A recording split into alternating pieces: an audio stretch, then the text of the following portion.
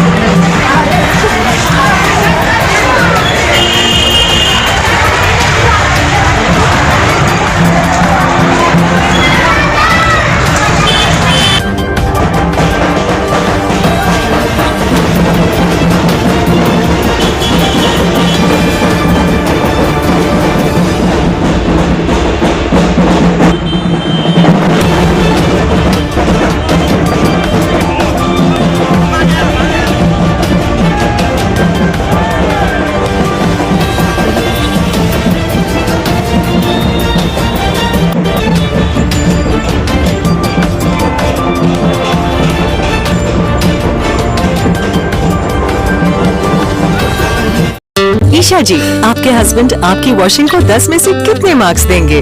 जाने दीजिए ना। अरे घबराइए मत। सॉरी।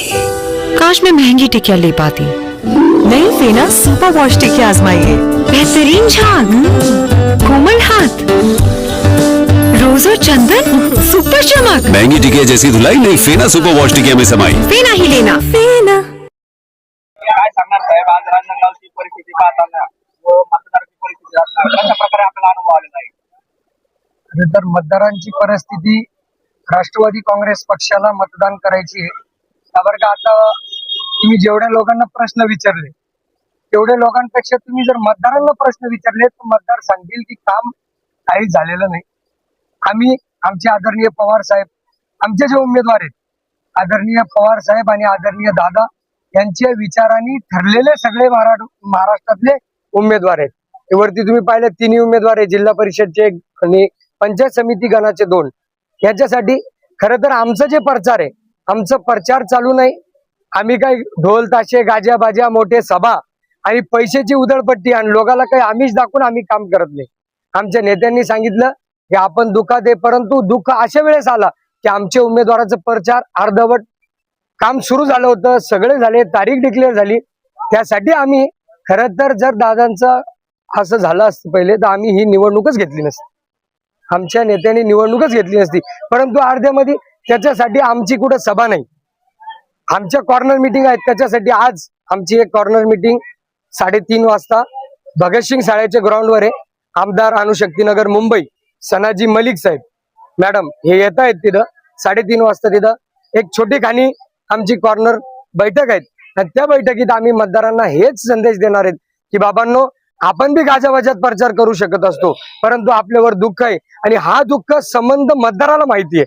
त्यासाठी मतदारांनी ठरवले की आमचं मतदान घड्याळाला हीच खरी दादांना श्रद्धा। गरीब परिस्थितीतून, गरीब कुटुंबातून या ठिकाणी आलेली मंडळी आहेत। देशाच्या कानाकोपऱ्यातून पोट भरण्यासाठी या ठिकाणी लोक आलेले आहेत। त्यांना 7 ते 7 नोकरी करावी लागते, त्यामुळं त्यांच्याकडे वेळ फार कमी राहत। मुलांकडे लक्ष द्यावा की कचऱ्याची गाडी बघावा. एक तर कचऱ्याची गाडीच आमच्याकडं आम्ही असल्यावर वेळेवर येत होती, पण आता मागच्या 2-5 वर्षापासून कचऱ्याचं नियोजन फार शून्य झालेलं आहे. तुम्ही बघू शकता, तुमच्या बाजूला 2-4 प्लॉट आहे आपल्या ऑफिसच्या, तुम्ही स्वतः जाऊन चेक करा. कचऱ्याचे ढिगारे पडलेले आहे.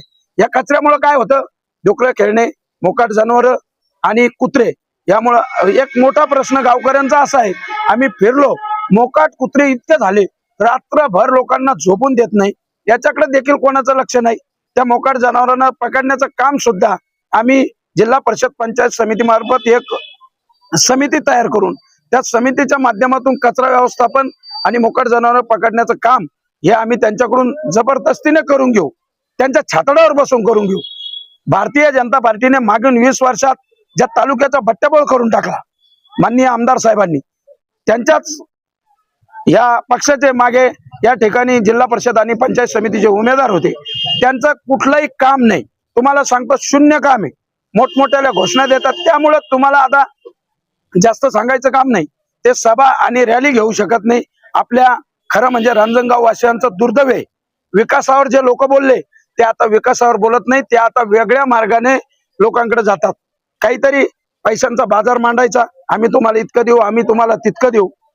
खरं तर शासनानं नियम बांधून दिलेले, आचारसंहिता असल्यामुळे मला जास्त बोलता येणार नाही, पण पैशाची मस्ती ज्यादा दिवस चालत नसते. गोरगरीब जनतेला प्रलोभन देऊन मतं घेऊन लोकांवर अधिराज्य गाजवण्याचं काम यांनी आता बंद केलं पाहिजे. आणि आमच्या भागातील जनता ही सक्षम झाली आहे. तुमचे पैसे प्रलोभन याला कुठेही बळी पडणार नाही आणि कोणाचे पैशाला याला त्याला बळी पडून मतदान देणार नाही. आमच्याकडे एकच मुद्दा, सन्माननीय आमच्या पक्षाचे अजितदादा यांचा अजेंडा काय आहे, पत्रकार तुम्हाला सांगतो. यांचा अजेंडा आहे सर्व धर्म समभाव. तुम्ही बघू शकता, आमच्याकडं दलित, शोषित, वंचित, माळी, मराठा, कुणबी, ब्राह्मण, मुस्लिम, सुतार, वंजारी, लोहार, कुंभार, सर्व समाजाचे, जाती धर्मातील मातंग समाज असेल तोही मागे नाही, सर्व समाजाची मंडळी आमच्या रॅलीमध्ये दिवसभर फिरताना तुम्ही तुमच्या डोळ्याने बघितलं. आज याच्यावरून काय सिद्ध होतं, अजितदादांचा नारा आहे, महाराष्ट्रामध्ये मी कधीही जातीपातीचं राजकारण केलं नाही. त्याच अनुषंगाने आम्ही या रांजणगावमध्ये निवडणूक लढत आहे. आम्ही उमेदवारही त्याच पद्धतीने दिले. तुम्ही बघा, कुठल्याही समाजावर अन्याय केलेला नाही. प्रत्येक सर्कलमध्ये, प्रत्येक गंगापूर तालुक्यामध्ये, मी तालुका कार्याध्यक्ष या नात्याने सांगतो, प्रत्येक सर्कलला आरक्षणानुसार ज्या ज्या समाजाला न्याय देण्याचा प्रयत्न करता येईल असा माननीय आमदार सतीश भाऊ चव्हाण, खमका नेता या तालुक्याला मिळाला. त्या नेत्याने प्रत्येक समाजाला न्याय देण्याचं काम हे चालवलेलं आहे. असं काम तुम्हाला दुसरीकडे कुठेही बघायला मिळणार नाही. आदरणीय आमचे नेते सतीश भाऊ चव्हाणांनी पूर्ण जिल्हाभर निवडणुकीच्या रणांगणामध्ये राष्ट्रवादी स्वतंत्र निवडणुकीच्या माध्यमातून न्याय देण्याचं काम करण्यासाठी उमेदवार उभे केलेले. प्रत्येक उमेदवाराचं संबंधित तालुका, संबंधित संभाजीनगर जिल्ह्यामध्ये आमची घड्याळ निशाणी, कोणाशी आमची युती नाही. बरेच लोक आमची दिशाभूल करतात, परंतु आमचे साहेबांचा फोटो वापरता, दादांचा फोटो वापरता. मी जनतेला विनंती करतो, अजितदादा साहेबांचा कुठल्याही कोणाशी युती झालेली नाही. सर्वांनी, संबंधित जिल्ह्यांनी महाराष्ट्रभर घड्याळ या निशाणीवर फक्त लक्ष केंद्रित करायचं आहे. आणि आमचे लाडके महाराष्ट्राचे नेते आदरणीय दादा आम्हाला सोडून गेले. अत्यंत आमच्या या राष्ट्रवादी परिवारावर दुःखाचा डोंगर कोसळला. खरं तर या माध्यमातून मी सर्व जनतेला, आता मॅडमनी सांगितलं पण पुन्हा पुन्हा याच्याकरता सांगतो, असा नेता महाराष्ट्रामध्ये पुन्हा होणे नाही. तुम्ही बघू शकता, इतका काम करणारा नेता, सकाळी पहाटेपासून तर रात्री 12 वाजेपर्यंत काम करणारा नेता आपल्याला सोडून गेला. मग सर्व समाजातील नेत्यासाठी त्या व्यक्तीनं काम केलं. आपल्या सर्वांचं समाजातील तळागाळातील लोकांचं काम आहे की आपण त्यांना घड्याळ या निशावर प्रचंड मतांनी विजय करून, त्यांच्या उमेदवारांना विजय करून, हीच खरी आपल्या मतदारांची दादांना भावपूर्ण श्रद्धांजली असेल. एवढंच बोलतो आणि थांबतो. धन्यवाद. जय हिंद, जय महाराष्ट्र. आपल्या परिसरातील ताज्या घडामोडी पाहण्यासाठी पाहत राहा सुपर महाराष्ट्र न्यूज चॅनल.